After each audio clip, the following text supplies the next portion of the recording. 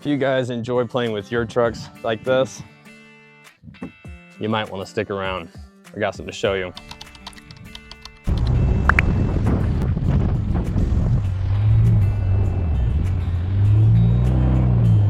Hey now, welcome back to Smashing Punk Fan. I'm going to tackle the upper ball joints. We'll throw in the lower ball joints, just in case you missed in the last segment. We're also going to throw in the outer tie rod ends. Stay tuned. Alright, the vehicle completely secured on jack stands and the jack. You can leave that there, just make sure that the handle is screwed down where it's tightened. You get in here, one of the first things you're going to end up doing to tear this down, you can start with the caliper. You can take it off as a whole unit or take the caliper off and the bracket separate. It's the bracket that has the heavy bolts on it, 184 foot-pounds, so that's going to be kind of heavy. You're going to want to make sure to hook it somewhere safe on the frame. I use those S-hooks, they're really great from O'Reilly's. Once you get done doing that, your ABS sensor and your brake line hose here that are attached, there's an 8mm and a 10mm bolt right here.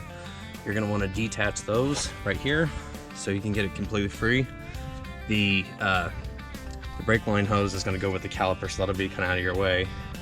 The ABS sensor, you're gonna have to go up inside the wheel well. It's gonna be somewhere up in here, and disconnect it, take out the Christmas trees, free it, wrap it 100% around the spindle itself. It will help you when you go to disconnect all this. After you do that, you're gonna disconnect the upper ball joint, the tie rod end, and then once this is free and sticking out, you'll be able to disconnect it from the lower ball joint. With that completely free and out of the way, we can replace both ball joints and also replace the tie rod end. But let's go ahead and get to the rest of the teardown.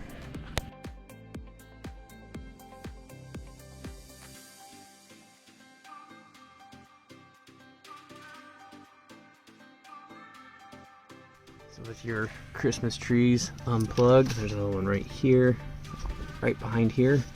You can see all your wire loose up top. We're gonna go searching for that real quick.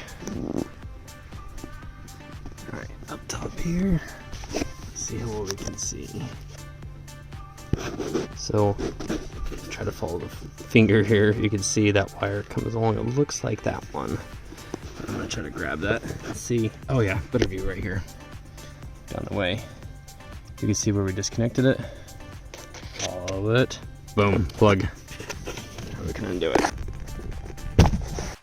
So I got it undone, but I'm trying to show you here.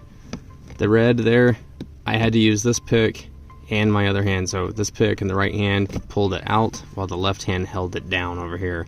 It's going to look very awkward, but you're going to have to kind of do it blind. But disconnect it, now we can go down below and pull it out. We got all the wire here. Here's the end of the ABS sensor, and we already disconnected right here, so now we got it all free. I suggest you just wrap it around. That way it's out of the way, it's safe, you can't get damaged when you pull this out. Boom.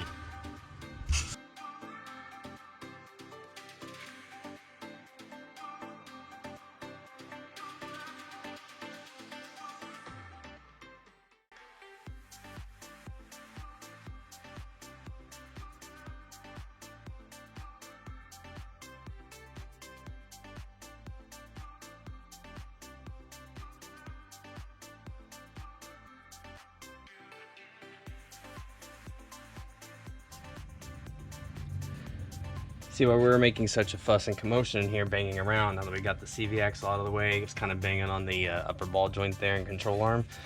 The lower actually popped out, which to me, on my 2012, which is just a Lariat, it was hard, very hard to get these two separated. This Raptor, every time I go to work on it, bang on something, the torque specs seem to be off, they seem to be very loose, and everything's kind of just falling apart. Way less miles on this truck than there is on the 2012, so I don't know what it is. But either way, it worked out while we're doing some replacements. Now that you got the spindle out of the way, we can go ahead and press out these ball joints.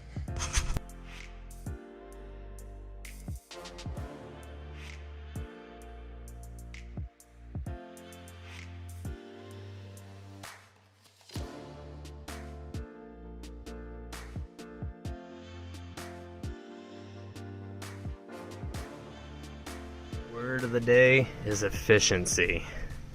Let that hold it down for you while your hands are occupied working this upper ball joint press. Efficiency. All it is stuck in 2 springs. It's like having an extra set of hands. Hand free. So the comparison, they're pretty much the same. Like I said, we compared them before. There's a little bit thinner lip. It's kind of weird. It's like a little bit of aluminum came off on that one. That's rough. You might be sealing it. So the lip on the previous one is a little bit thinner than the new one. It's got a thicker flange, which I kind of like. It also has a greasable cert. That's a pro. Stem is a little bit, let's hold them side by side. It's a little bit shorter, but instead of having an Allen, it's got a flat head, which I kind of don't like. I prefer the Allen head, but you should never use that. It does have the option for a cotter pin, king nut and cotter pin, which is bananas to me that a performance vehicle like this that takes the kind of abuse it doesn't have that as an option. Like, why would you build it that way? Unless you just believe in your product that much. But so it has a mount inboard. We'll make sure to put that facing in. Other than that, should be good to go.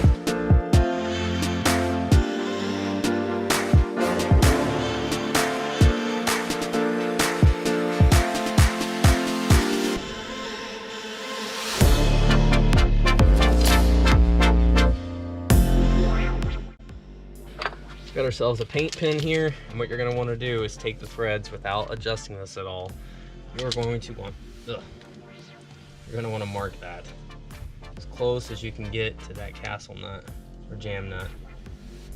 That way, when you pop this bad boy off, you unscrew it and you lose your marker, you'll know exactly where it was. It's rough, it's close, but you're going to want to take this immediately to a alignment shop as soon as you get your work done. But at least it'll be very close. That way it doesn't ruin your tires. If you live, 10 miles away or 100 miles away, you should be able to get there just fine.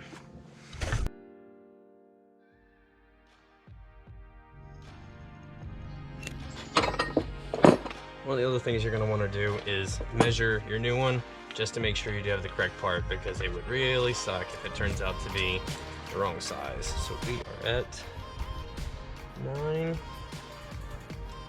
1/4. Remember, not from the jam nut, you're going to go just below it before you break the seal on it, so be very careful there. We're at 9 1/4, so we're good to go.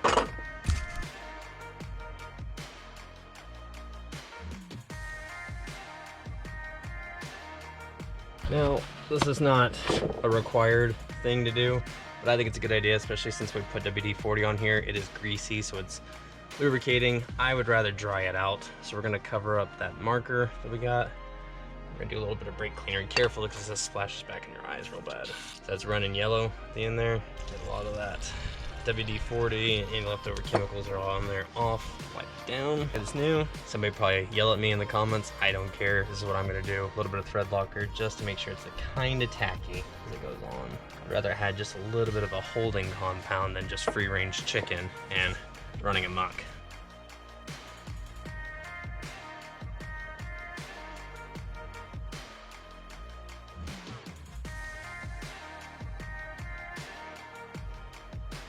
Go ahead and screw this back on. It does come with a new jam nut, but I think this one's just fine. I'll reuse it. Just put it down as far as it was. You can also count the turns that it takes to take this off. And you go to remove it. Looks about right there. So we need to go up a little more. There. That looks to be right at home base. So what you're gonna do is just try to jam the crap out of it. And that's gonna hold until we get it. You can see that being on now. You can kind of see the paint marker that I left there. It's a little dusty, my bad. But we got that, the old jam nut on, screwed on, everything. We'll put the grease cert on and start reassembling everything. Oh yeah, forgot the IWE. Don't let me forget.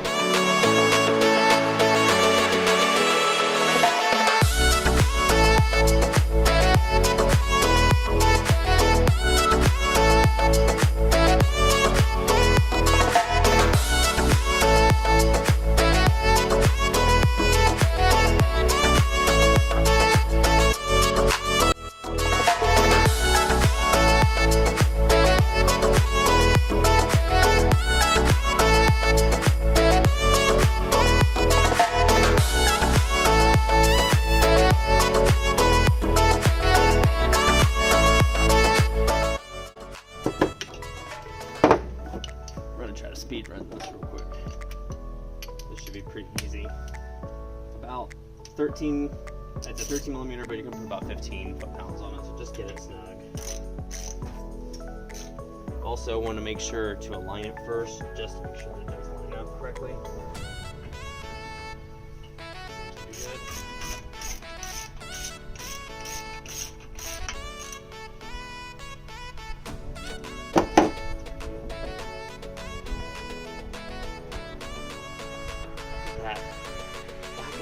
hood earlier.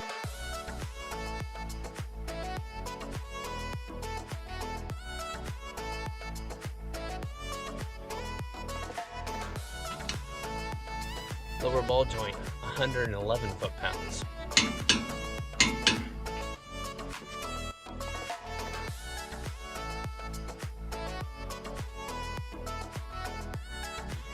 Tie rod end, 85 foot-pounds.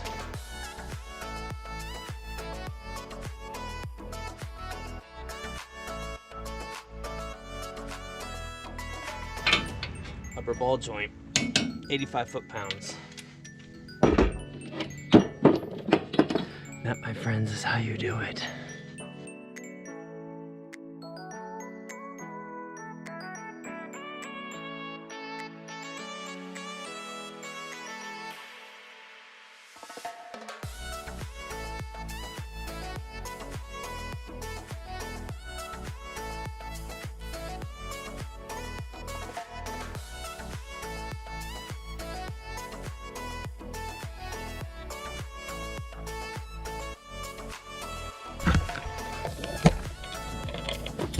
So just so we can overview here, we didn't do the upper control arm bolts. If you did, they're 111 foot-pounds and you have to measure it before you take it off the ground, so on and so forth.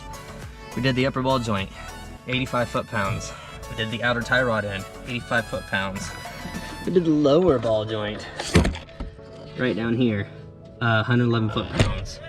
The mount, caliper mount, if you mount just the caliper itself to the mount, that is only like 30 foot-pounds. The mount itself to the spindle is 184, and there's 2 bolts here, one right here. So they're the same size, they're 22 millimeter, top and bottom. Those are 184 foot-pounds. Other than that, we have to get this ABS sensor mounted the rest of the way all the way back up. We're also going to get our brake line, hold it back down right here, make sure everything's snug, out of the way of the wheels so it doesn't turn anything up. And then also we have our vacuum line.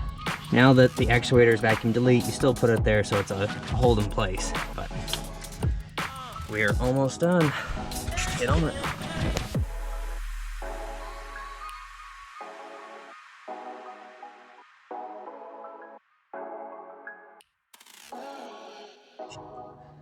All 6 lug nuts, 150 foot-pounds.